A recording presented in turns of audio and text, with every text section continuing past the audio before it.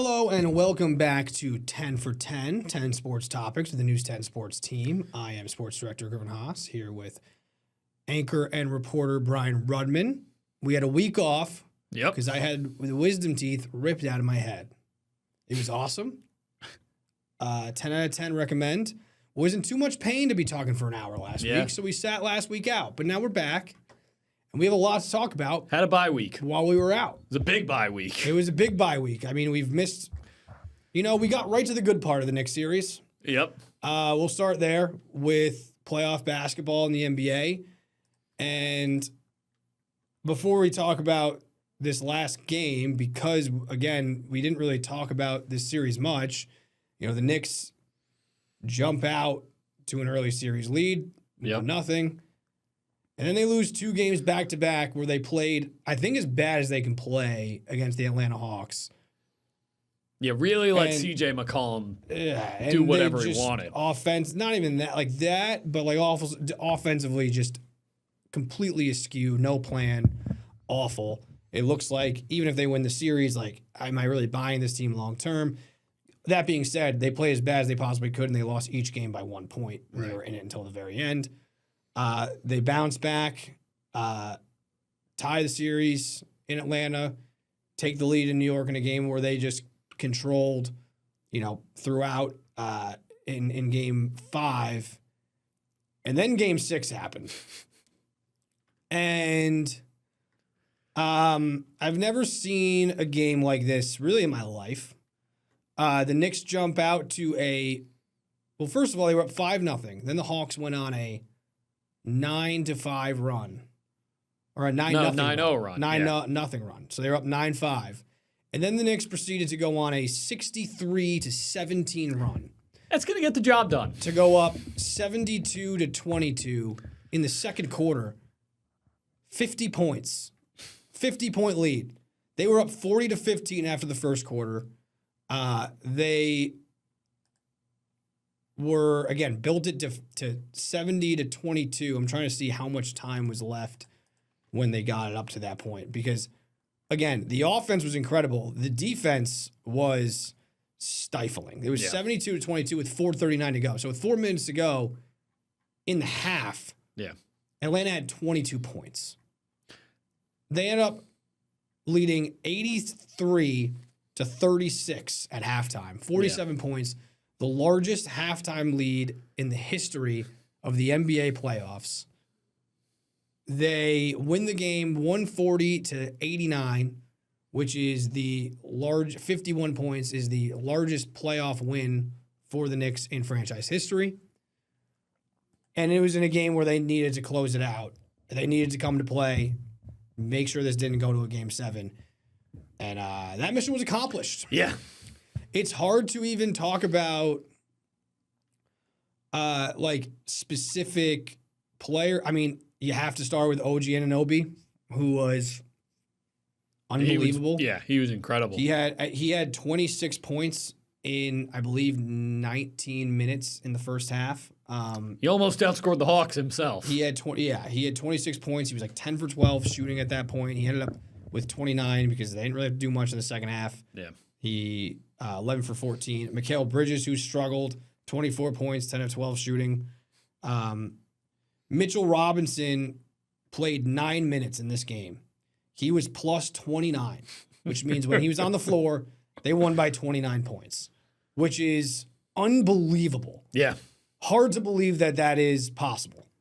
Obviously, Brunson was good. He only had 17 points in this game, but 6 of 12, again, didn't really have to do much in the second half. Yeah. Karl-Anthony Towns only shot 4 times. He had 12 points, 1 for 4, 10 free throws, 11 rebounds, 10 assists, 3 steals, a block. And that's the thing. They forced 19 turnovers in this game, and a ton of them were in the first half. I don't have an exact number in front of me right now, but I know it was a lot of those turnovers were in the first half. And for me, as someone who is an unapologetic Knicks fan, I was a little bit leery. They forced 14 turnovers in the first half. See, I can talk and look that up at the same time. I was a little bit leery about this team after the 2 losses, and I was not happy with head coach Mike Brown. I did not think that they hired him to be an offensive coach because Tibbs wasn't running a lot of offense late in games, and they struggle late in games executing offensively. And those same problems seem to be occurring in game 2, where they had a double-digit fourth quarter lead and blew it. And then in game 3, when they got within a point, but again, they just couldn't execute offensively late. And I thought they'd win the series, but I was like, I don't feel good about this team winning much beyond that after that, if they are going to look like this against a Hawks team. And feel a lot better now, especially with the Celtics. We'll get to them in a second. Not looking not great right their now. best. Yeah. So I think Knicks fans, if they won tonight, you would have felt good probably no matter what. But the way that they won in such historic fashion was so encouraging, given how lackluster they looked earlier in the series. Yeah, I think Game 6 itself, about as complete of an effort as you could want. They forced a ton of turnovers. The defense was locked down. I mean, incredible numbers.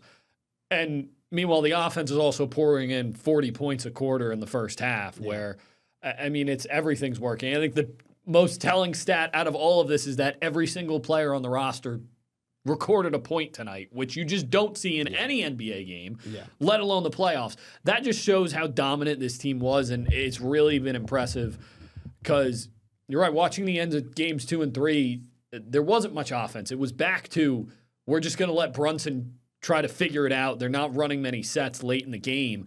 And what they've done these past 3 games, responding in game 4 on the road, and really what was not a must win, but a very important game for that team to get back in it. Yeah. People talk about how important game 3 is.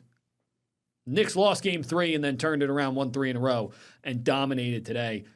Yeah, I mean, if you're a Knicks fan, you got to feel good with where this team's at, not only, especially because of how this game played out, but also how the Celtics-Sixers series is playing out. Knicks are going to have extended rest, and neither team looks particularly great in terms of what they're going to bring on the other side. So Knicks fans, you got to be feeling pretty good about where this team's at going into the Eastern Conference semifinals. Yeah, here are one stat that is just building off of what we already had, which was 47-point lead, the most in NBA playoff history.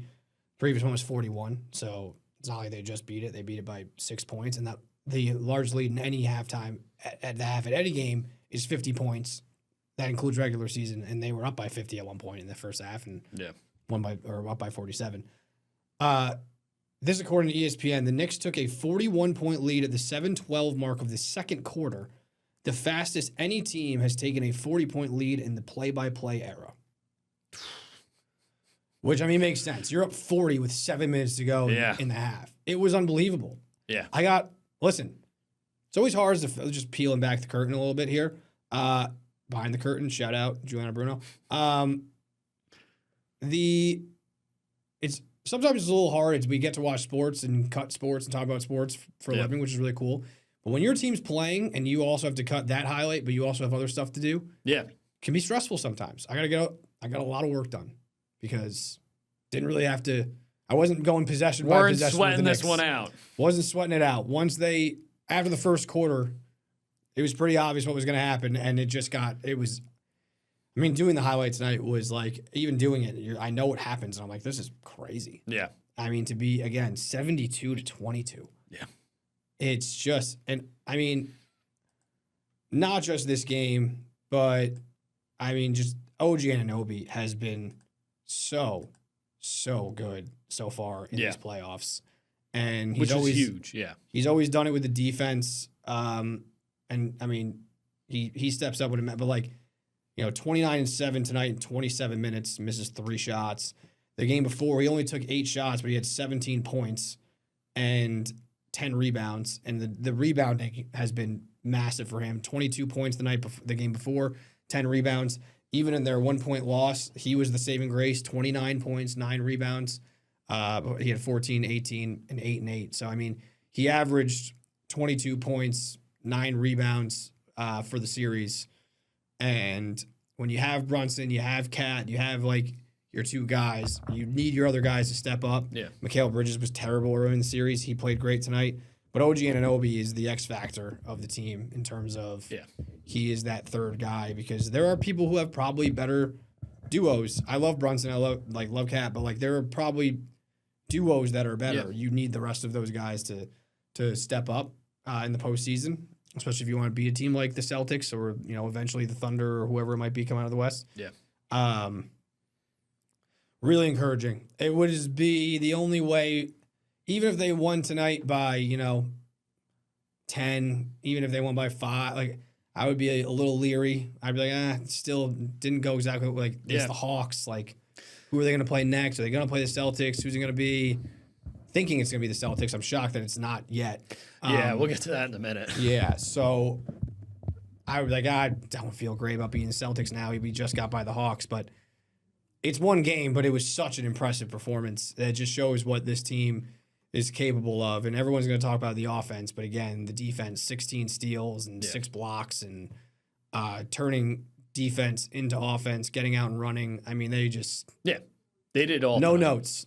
Yeah, they did all tonight. And just to go back to your point about Anunoby, I mean, every team...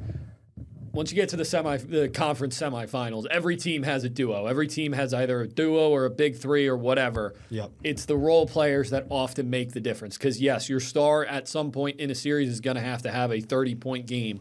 But every star in the playoffs is going to have a 30-point game. It's when you have your OG Anunoby going for 25 points and a double-double. Those are the things. Those are the little things when you get contributions up and down the lineup.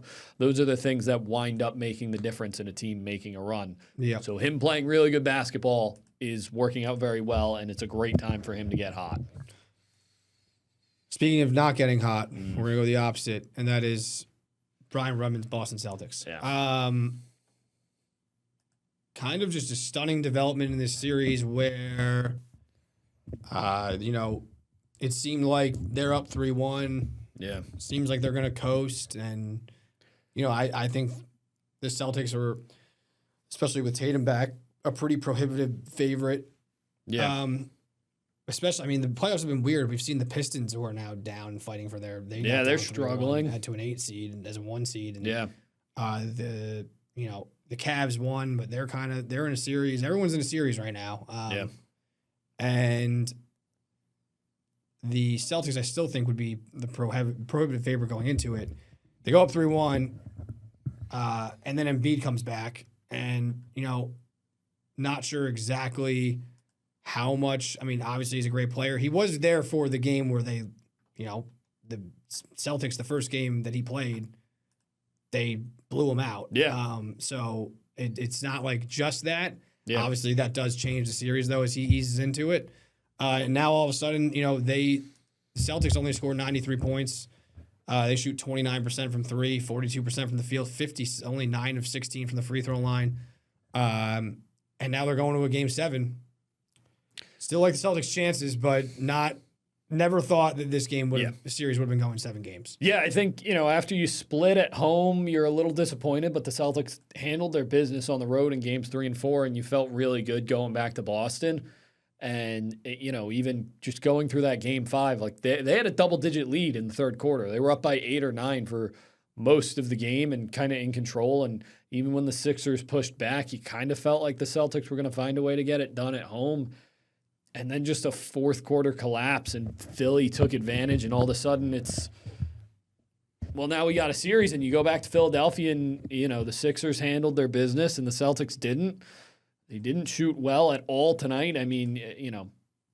Peyton Pritchard going 1 for 8 from beyond the arc. That's not going to help. Hauser 1 for 5 from beyond the arc.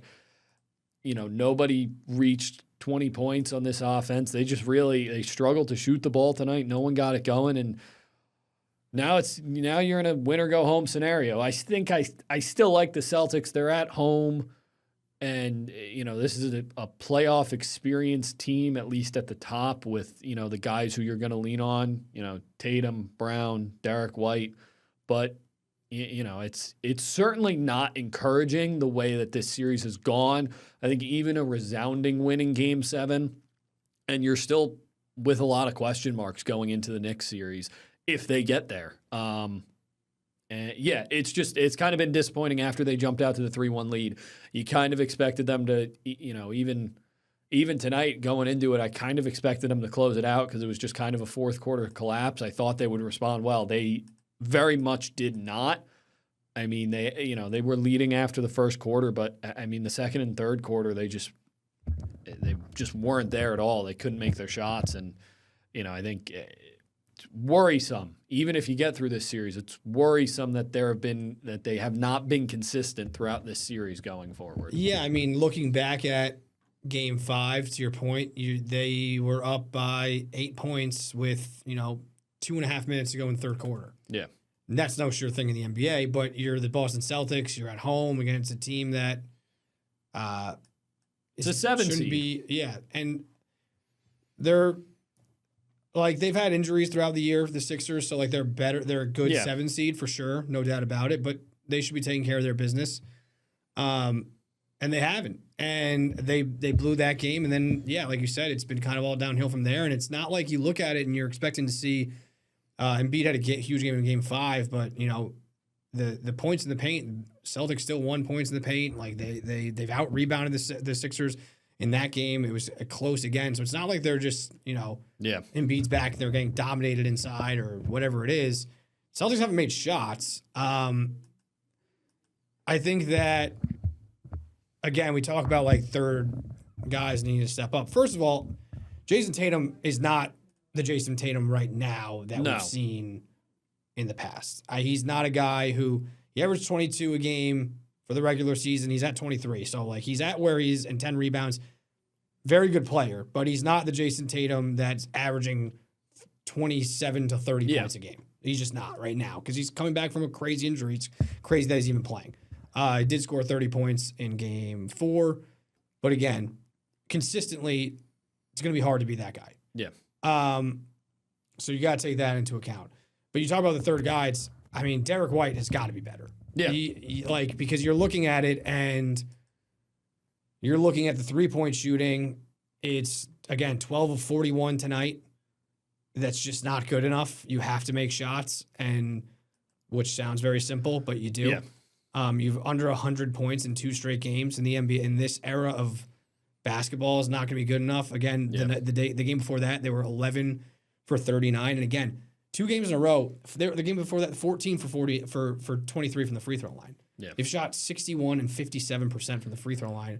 Not a ton of attempts over the last 2 games. Just not good enough. And the reason I bring up Derek White in particular is because he is that third guy. He's the guy with playoff experience. He's the guy that seemingly is capable of filling it up, especially in the playoffs. Yeah. And getting real hot. He's been terrible this series. And he's averaging 8 points a game. Yeah. He averages 16.5 in the regular season. Probably impacted a little bit by when Tatum comes back, but he's failed to reach double digits 3 times this series. He's shooting 30% from the field, and he's shooting 25% from 3. He made 3 of 6 in this game, but before that from 3, 0 for 4, 2 for 4, 1 for 8, 2 for 10, 2 for 7. It's just that's not good enough for Derek White. And this is a guy that averaged 20 points a game against the Knicks in the postseason last year, even though that was a loss. And he averaged 17 a game against the Magic last year. So you know what he's capable of. He needs to, and then a bunch of guys need to turn around. Pritchard's played well off the bench, but they're not getting a ton from Hauser in the starting lineup.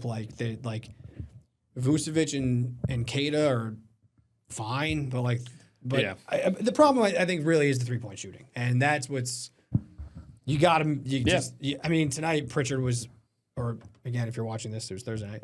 Pritchard 1 for 8 from 3. If you're gonna shoot 41 threes per game, you gotta shoot a better percentage than 29%. If you're gonna live and die beyond the arc, you gotta be making shots. And that was kind of what their undoing was last year when they played the Knicks. They just didn't make enough shots. Yeah. And again, it sounds very simple in basketball that you need to make shots. Yeah. But I remember that last year. I don't have the exact numbers in front of me, but it was kind of felt like the Celtics last year. If they're making the shots, you're going to lose, and they're going to make a lot of them. They make them in bunches, and if they don't, they're not hitting, then that's over. So, again, I like the Celtics in Game 7 at home. I would be stunned if this Celtics team loses a Game 7 at home. Yeah.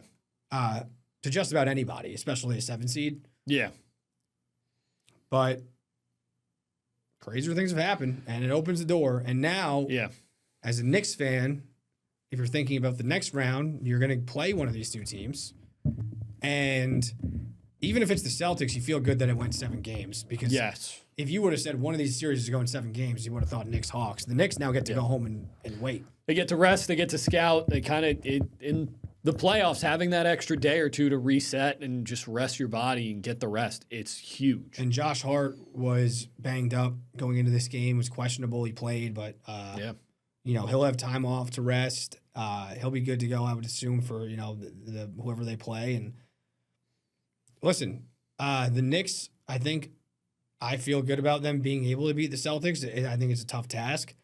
I think a lot of Knicks fans will, which sounds weird, will be rooting for the 76ers because that's not a position that you're usually in. Yeah, no, but it's true. But, I mean, I don't care what the Sixers are playing. Like, I feel very good about the Knicks beating them in a series. If you can kind of you also get home Celtics, court advantage back if it's the 76ers. And again, things are opening up where the Magic have a 3-2 lead on the Pistons. Now, the Pistons could very well come back and win that series, but you could have an 8 seed. It could be Magic Cavs on the other side. Right. Could be Magic Raptors, but the Cavs are up 3-2. I like their chances of pulling that out. I think it's most likely if you have Cavs Magic on the other side, your mouth starts frothing. Whether you're Knicks, Celtics, or Sixers, whoever can come out of that. Yeah. That's like you win this series and you feel pretty good. Now, the Knicks felt that way last year, and then they lost to the Pacers. So that's certainly on the table. Yeah, and the other thing is, Knicks being the first one done, Celtics are going to a Game 7. The other two series have the potential to go to a Game 7. Knicks, while they was somewhat of a battle, especially earlier on in the series, the Knicks have found themselves having the easiest time in their opening round matchup. The wear and tear, everything builds up, and as you get deeper and deeper into the playoffs, if you get even one series where you get one game back that you don't have to play, it all counts. So the Knicks set themselves up winning tonight, winning the way they did, are setting themselves up for success, whoever they play down the road. Game 7, Celtics-Sixers in Boston, Saturday, 7:30. We'll talk about it next week. We'll see. We're going to be talking Knicks and somebody. We'll be Knicks and Celtics. We'll be Knicks and Sixers. We'll find out. We're going to take a quick break, and then we get to talk about your other team. Oh, boy. And my team. I don't know which one's worse. We'll find out.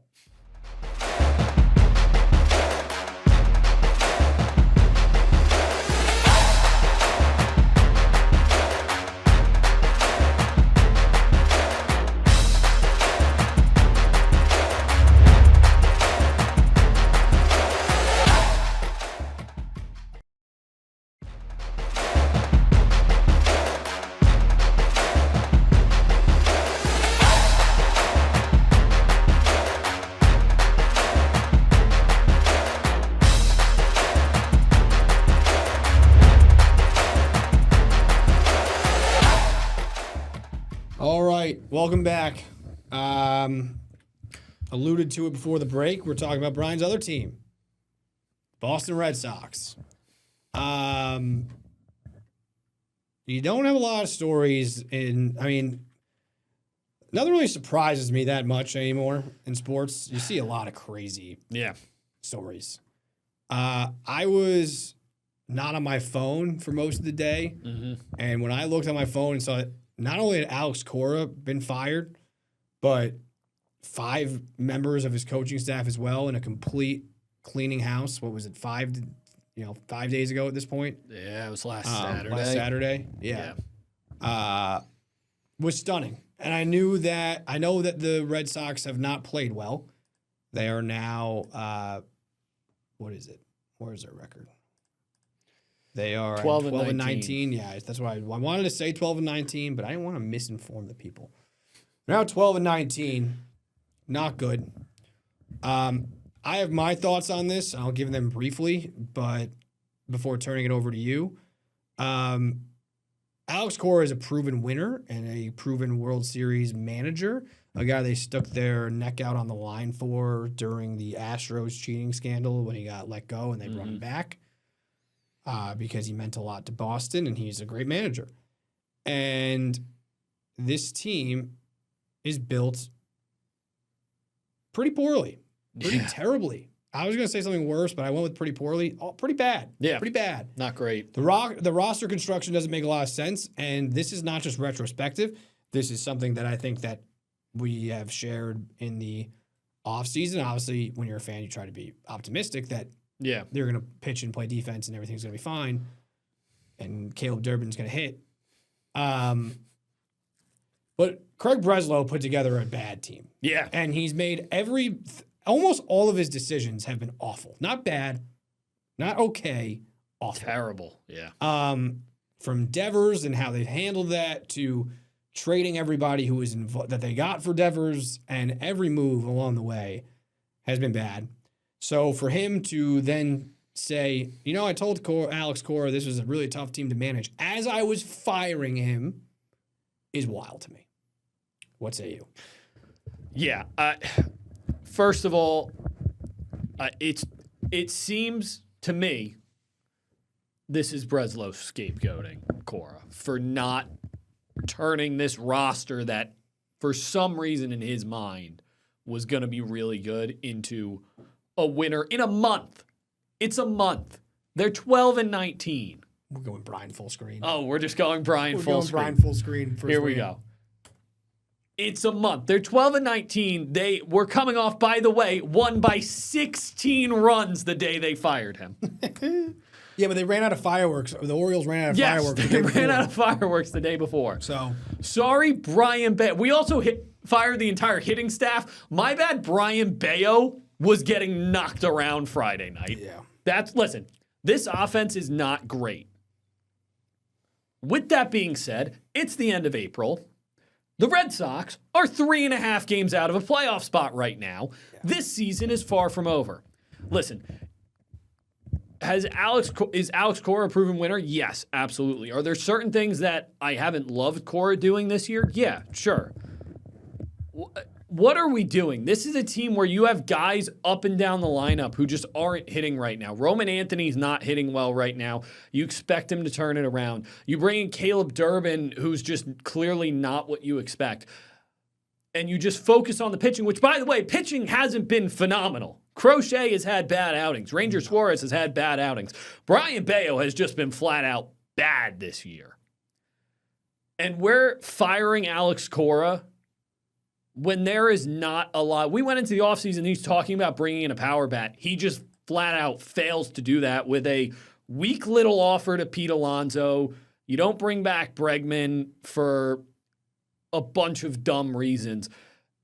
And the guy who the Red Sox really need right now is Rafi Devers, who he traded away for not much of an apparent reason. And yeah, the only move that's been okay has been Contreras. Yeah, listen, you brought in Wilson. And he's been fine. He's been good. He's been good. 250, 6 homers. He's been good. That's fine. But the funniest thing to me is Sunday morning he starts talking to the media.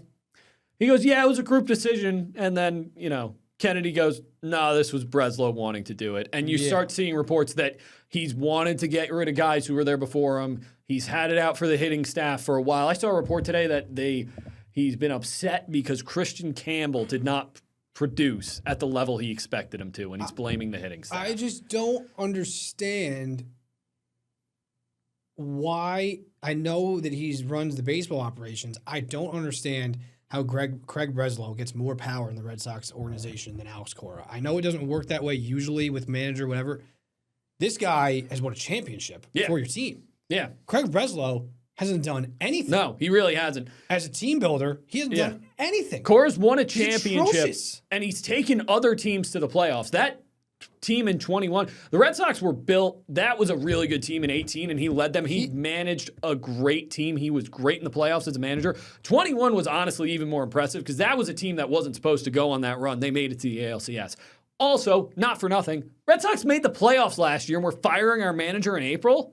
What on earth are we doing? He's basically firing Alex Cora for not turning the chicken excrement that he handed him into chicken salad. That was a workaround of a different saying. Yeah. It was a PG version of it. They're like, you hand him Caleb Durbin. I mean, yes, do I think he should be better than that? But like, Yeah. You brought in Caleb Durbin as the future after Devers at third base, and he's hitting 168. Yeah. I'm not blaming Cora for that necessarily. Yeah. And Trevor Story has not hit. I mean, like you said, Yeah. Roman Anthony hasn't hit. Like, you brought in Isaiah Kiner-Falefa as a guy. I mean, he hasn't played a ton, but like, he's not good. Like, he's just not. And like, Yeah. you know, the lineup was never going to be good enough. Yeah. And it's not good enough. No. And that's not on anyone else but him. No. And again, you give up Devers and you handle it in the worst way possible. And you get Kyle Harrison, you get these other pieces, and They're gone. And they're gone. And you have nothing to Panic show trade for it. Dustin May. And Devers isn't playing well. We should say that. Same thing with Alonso with the Mets. It's like, Right. this guy, he's not necessarily playing well. It's not like if he were here, everything would be fixed. But at the same time, I don't know. I think Cora has established himself. If Rafi and Devers deserves is more that, yeah. leeway. If Rafi Devers is in this lineup, or you bring in Pete Alonso and he's not producing, or Alex Bregman's back, and then this is happening, then it's okay. We can start looking at the hitting staff. The other thing to me is that you look at this lineup. Roman Anthony is not hitting as well as he did in the WBC. That's just a sophomore slump to me. Teams have figured out how to pitch him. He's struggling against breaking balls. That's all he's getting right now. Wilyer Abreu is having the best season of his career so far. Seidam Rafael is having the best season of his career so far. Masataka Yoshida is batting above 300. Wilson Contreras is doing his job. So there are guys who are hitting better than expected. And then you look up and down the roster and go, Trevor Story's really struggling, but he's produced well for Cora and the hitting staff before. Jarren Duran is struggling. He's produced well for Cora and the hitting staff before. Listen, there's time for them to turn it around, but Yeah. I don't believe in firing a manager like that, and also a manager who's established that much, and also again firing his whole staff where now they were short staffed and they're calling up guys from AAA, and I don't understand how that's going to fix things. I also want to just say this. Quick, if they do turn it around, it's not a win for Breslow. It is a job well done. It's also regression to the means to some Tracy, some level too. too. Guys are going to figure, like Roman Anthony is going to hit better than flat 200. Yeah, like if he core stayed, they would have played better. They might not be good enough, but they would have played better. Yeah. We have to move on to another disaster. Maybe a worse disaster. Definitely a worse disaster. The New York Mets. Where do we begin with the New York Mets? The New York Mets lose a series to the Nationals after being swept by the Colorado Rockies. Yikes. After losing 12 games in a row. So, they are now 10-21. They are the worst team in baseball with one of the highest payrolls in baseball. And it's awful. I will just start with, there's a lot we need to touch. One, this is nothing to do with, and a lot to do with how bad they've been for how long. They are now at a point where I don't know how this is getting better, because Francisco Lindor is not walking through the door until a month or two. He's out. Now Luis Roberts out for 10 days. Could be more. Who knows? Jorge Polanco is also out. Those are three guys that are supposed to be keys to the team that are not playing. The Mets started MJ Melendez, and he's batting, not just started him, he's batting third today. Now, MJ Melendez is now batting 345. He's actually red hot. He's the second highest hitter on the Mets. Yeah. Not even to call it Melendez. Just saying. He's producing. If you told me that he would be batting third on May 1st at the beginning of the year, it's alarming. I would have thrown up. Yeah. Bo Bichette, been horrible. Starting to play a little better, been horrible. Juan Soto, being wasted since he's been back. He's been absolutely dialed. He's been locked in. He's wonderful. We love him. No notes. MJ Melendez, like I just talked about, this is their lineup today. Mark Vientos stinks. Brett Beatty stinks. Tyrone Taylor stinks. Marcus Semien stinks. Carson Bench, promising. He's still below 200, but he's hit well over the last couple of weeks. Young player, not going to take it out on him right now. Luis Torrens good backup catcher, not an offensive threat. Francisco Alvarez, either the best hitter in the world or the worst hitter in the world, and there's no in between. And then Ronny Mauricio stinks. They are the worst offense in baseball, statistically, just a fact, statistically. And they're spending $350 million on this team. Not only is the lineup been horrible, the pitching. Now, 3 guys have been good. McClain, amazing. Clay Holmes, amazing. 1.75 ERA. Just been unbelievable. Yeah. The problem with this team is even if they started hitting, 2 of their 5 pitchers are a disgrace. Yeah, it's been rough. David Peterson, I cannot watch David Peterson start another game for the New York Mets unless we have no other choice, which we don't really have any other choice. His ERA is up to 6. He made the All-Star team last year, and then since then he's been one of the worst pitchers in baseball. He's been horrible. Sean Manaea, who is not starting because he can't start because he stinks, has a 6.55 ERA.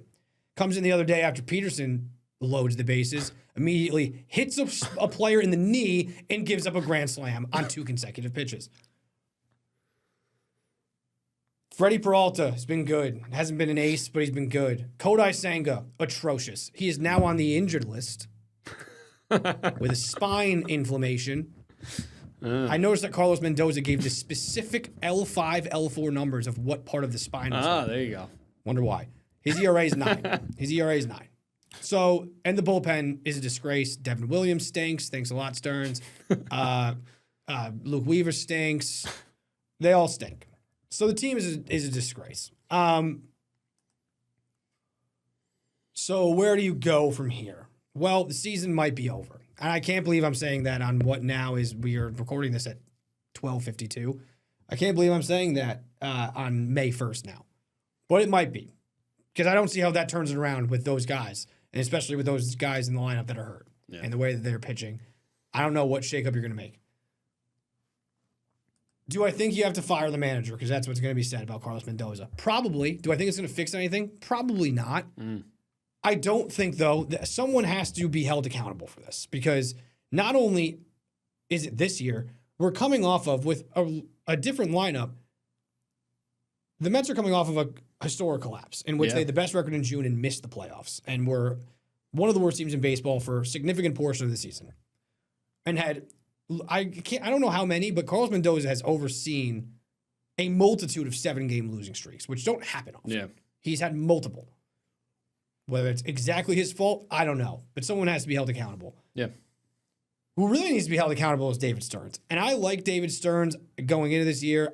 I like some of the moves. It seemed like a lot of gambles that didn't pay off. They didn't have a guy who played first base. Yeah. That's a problem. Usually not a good plan. Jorge Polanco had played 1 inning of first base in his career. Mark Vientos had played some first base, and Brett Beatty had played 0 first base. And those are the guys they've played at first base. So that was a misstep, especially after letting go Pete Alonso, who has been bad, but again, he played first base. Again, Robert hasn't worked out in center. Polanco, again, the guy who got to play first base, who never played first base, is aging and always hurt. He didn't address... You felt like he addressed the pitching because they traded for Freddie Peralta. Yeah. But they were relying onside of Peralta, Holmes, and McClain on a combination of David Peterson, Manaea, Senga, and then maybe Christian Scott, who made 1 start and was really bad, and Tong in the future. Christian Scott's up now. Tong is not pitched well in AAA, so he's not in the mix. So you're relying on a mix of those guys, and they've all been awful. Yeah. Awful. Now, I had some faith that maybe 1 or 2 guys would bounce back, but I don't run the team. Yeah. So my faith doesn't really go far. That's David Stearns' ability to know, given the metrics, how those guys are going to perform. Sean Manaea is owed $25 million next year. Yeah. If David Stearns needs to either come out, he addressed the media because he does it every once in a while. He did it the other day. He needs to either come out and say, this is on me. I put together this team, and this team's not good enough. Yeah. It's not on Mendoza, or fire Mendoza. You have 2 options. I don't think he wants to do either because I think David Stearns is very stubborn. I think he likes Carlos Mendoza. That was his pick for manager. I don't think he wants to admit that he was wrong. Because I don't think that he likes to admit that he was wrong very often. Hence him running out Sean Manaea again and David Peterson and Senga. Now, so I don't know that he wants to do that, but then he needs to take some accountability because it's unacceptable. And they spent way too much money on this team for it to look like this, and they're going to be irrelevant soon. And people are, oh, can they make a trade? This team is so deeply flawed unless they get some of these guys back, and they're still flawed. Yeah. It's just not good enough. And again, would firing the manager do anything? No, but maybe it would set some accountability. And I don't want to pick apart too much because we also should be moving on here quick. My last thing I'll say, because I just want to like their last game, they lost to the Nationals 5-4. If for most of the streak, I would say this isn't. Oh, they should maybe fire him, but it's not Mendoza's fault. Yeah. He can't hit. He can't do. It's not like decisions. It's sure could maybe they prepare guys better. Sure, whatever. Right. I don't know. Some decisions. One decision in particular. I'm not even going to get into the second one because it's more complex. But in the 8th inning of this game, the Luke Weaver had just given up a 2-run homer. Yep. The Mets were up 4-3. Mets were now down 5-4. In the 8th inning, Juan Soto hits a leadoff double. MJ Melendez is coming up against Richard Lovelady. It is a left on left, but Melendez is now hitting .345. He's 2 for 2 in the game with a sacrifice bunt and a home run. So the only time he didn't get a hit, he sac bunted Soto over. Right. He pinched hit Melendez. Yeah. For Austin Slater. Austin Slater is hitting .160. It was his first at-bat with the Mets. Or wait, yes, I want to be sure. It was his first at-bat with the Mets, started this year with the Marlins. And when asked about it, Mendoza said, Austin Slater's here to hit lefties. Austin Slater's here because we have no other players. He stinks. He's not supposed to be on this team. And you pinch hit him for the second hit, the hottest hitter you have on the team when no one else is hitting. He's one of the only guys hitting, and you pinch hit him for Austin Slater, who's hitting .160. It's a joke. That alone, you could argue he should be let go. Moving on. The New York Yankees. We're not going to talk about them that's winning for that long because we are running tight on time, and I know it's not fair, Yankees fans. But hey, take it as a compliment because the Yankees are playing really well. They're 20-11. They won how many? 1, 2, 3, 4, 5, 6, 7, 8 in a row. They've gone 2-2 in their last 4. They've just taken care of business. It's kind of the same thing. It's where you wish the Mets and Red Sox were at, where if the Mets and Red Sox were playing that well, we'd all be saying, taking care of business. Yep. Not a lot, not learning a lot in terms of, are they going to win it all? Whatever. They're just doing what they're supposed to do. Yep. And that's not always the fun, sexy thing to talk about. You'd rather yell about the Mets and how they're a complete joke and they cause me nothing but pain, misery, and sadness for 31 years of my life. We're going to take a quick break. When we come back, we're going to talk about the draft.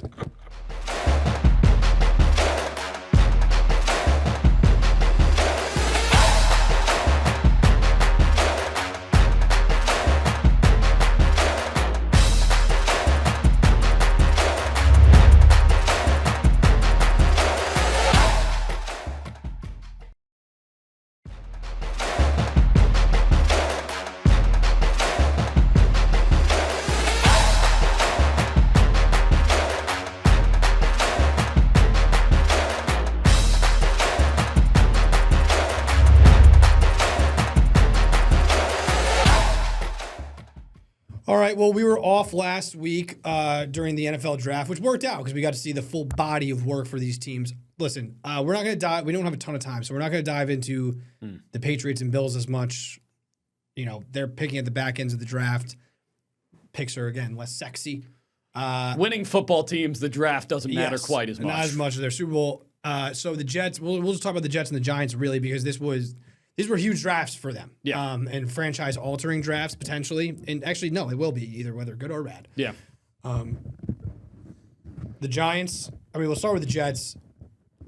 I'll set both up quickly, and then I'll let you talk about your Jets. I love the Jets.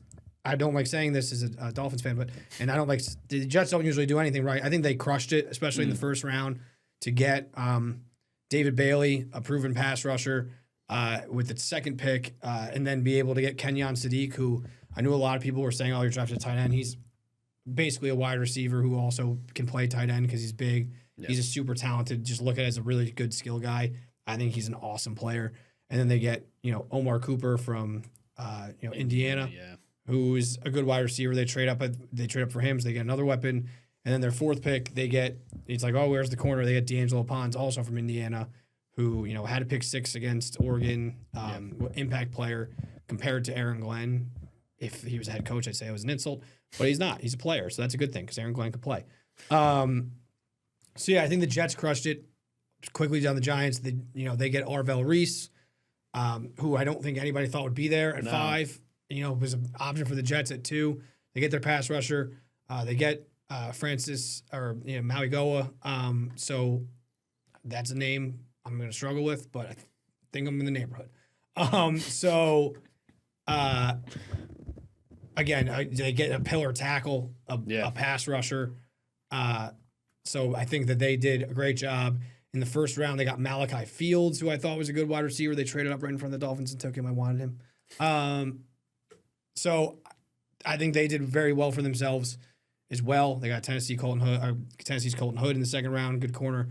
So I think both New York teams really crushed it. I'll let you talk about your Jets a little bit, but I thought they did a fantastic job. Yeah, I think the Jets came away with 4 guys who can make an impact right away for this team. I think that's good because the Jets were obviously terrible last year. I think day of, I was a little iffy about how round 1 went just because the defense was so bad last year. I wanted them to address it a little bit more than they did. They went out and got Pons. I felt a lot better about it. And looking over what had happened, I really like where this offense is at right now. I think Breece Hall, Garrett Wilson, Kenyon Sadiq, Omar Cooper Jr., A.D. Mitchell. I think you have weapons to go along with the O-line that they've kind of been building for years. And I think, Geno will be whatever it is, but Muji has put this team in a position where when they draft the quarterback with one of their 3 first-round picks next year, he's not going to have any excuses for there's no talent around him. There's going to be talent around him. David Bailey, I expect to be a very good player. Not going to be much development as much as Reese would have been. You get an edge rusher, and you just kind of seems like they got some dogs, which is really what this team needed. And Aaron Glenn, we'll see what happens with this team this year, but they got some talented players in this draft, and they did really well. Giants, I think they hit it out of the park. I think Arvell Reese is a great pick at 5. I think you get a cornerstone tackle at 10. You could have had Caleb Downs, but either option's really good. And then you get the corner in the second round. I think they hit it out of the park. Also, shout out Jeff Hafley, first draft as head coach of the Dolphins, Siena grad. As a Dolphin fan, it was awesome to see. Love what they did. Kane Proctor, big offensive tackle. Pick of the draft, second round, Jacob Rodriguez, Texas Tech linebacker. Yeah, that was a good pick. Shout out Zach Thomas. Shout out Jordan Brooks. Shout out Texas Tech. Shout out Dolphins linebackers. We're going to take a quick break. We'll be right back.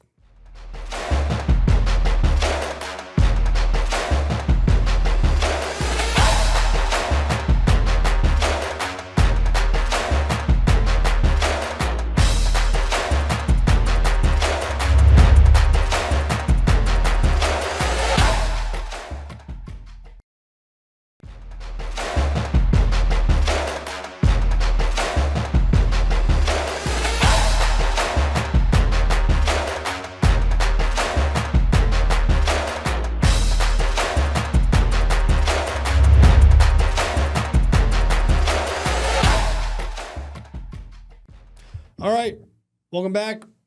We're running tight on time. So we are going to start with men's lacrosse here. We're going to touch briefly on women's lacrosse as well. They haven't played their games yet.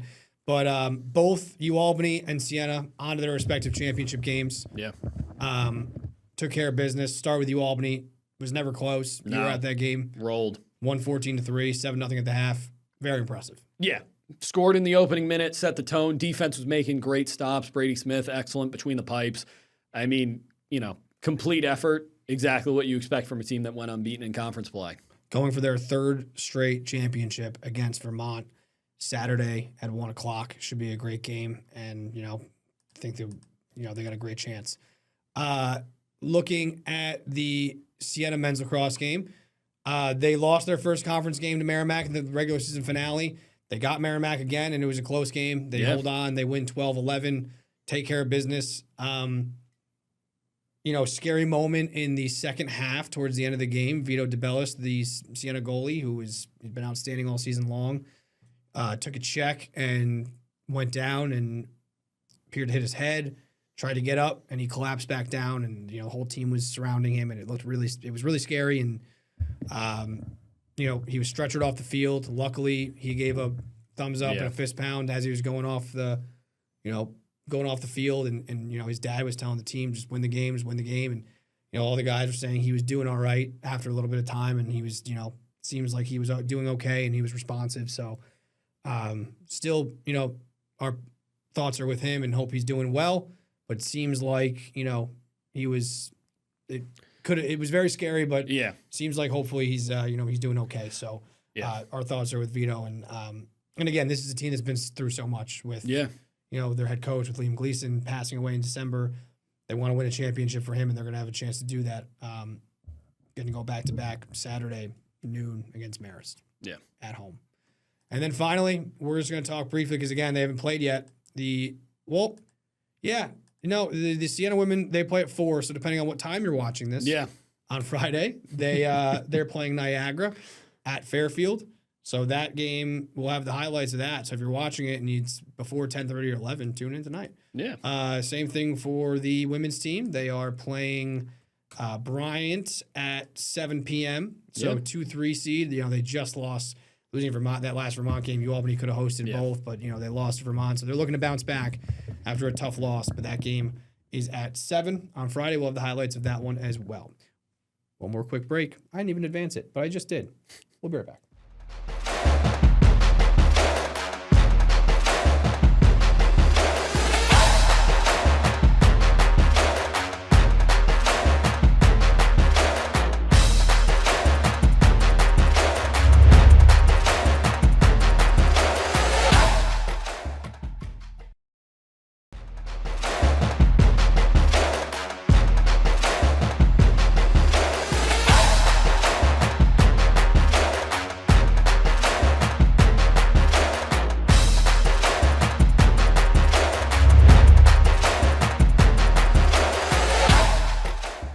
All right, we got to rush to the end here, but another local team that is in the playoffs, and that's the Adirondack Thunder hosting the Maine Mariners coming up Game 4 on Friday. 7 o'clock. I knew it was Friday. I was thinking Game 4. I have to make sure my math. I know they're down 2-1 in the series. Yep. Had to make sure my math was right. There you go. Not a math major. They're down 2-1. They split on the road. They dropped the first one at home, which was disappointing, especially these games have been close. That one was not particularly close, especially early. Yeah, they just got flat out outskated at home. You'd like to see them get off to a better start like they did in Game 2, and it's really what they're going to look for and try to bounce back in Game 4. Big one. Got to have it. And then finally, the Sabres and the Bruins, Game 6, excuse me, got ahead of my skis. I was thinking about the Penguin series.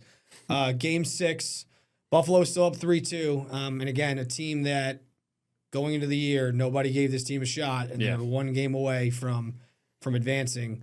The Bruins bounce back, hang in it, but it's going to be tough for the Sabres going to Boston, but you don't want this going 7. Let's just avoid, especially with a team that has some, that the Sabres don't have a lot of playoff history and a lot of playoff experience. So that game will be, if you're watching this on Friday, tonight, 7:30. We went 10 for 10.